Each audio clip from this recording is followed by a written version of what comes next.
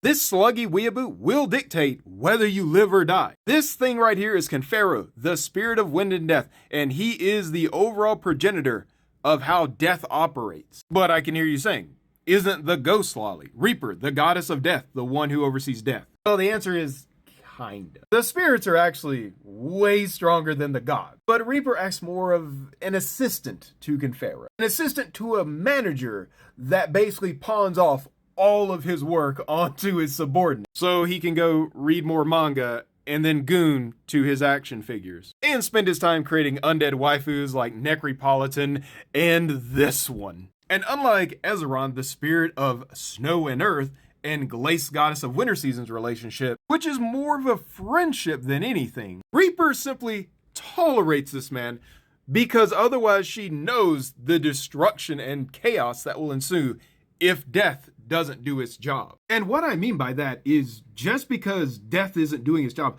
does not mean that death stops. It does not mean that everyone is immortal. Instead, what I want you to picture is Reaper is responsible for judging and sending 6.7 billion souls every single year to their respective afterlife. Now imagine all of those souls staying on the plane. All of a sudden, every year you have 6 billion more ghosts running around. And she is solely responsible for the 22.3 billion souls that are brought into the world every single year. And when I throw these numbers out, I want you to realize that Confero processes about maybe 2 billion souls into the afterlife and less than a single billion into the world. So you get now why I say she doesn't care for much, because she's literally doing his job. Also, he can goon. But what other questions do you have about my mangas that are based on my D&D game?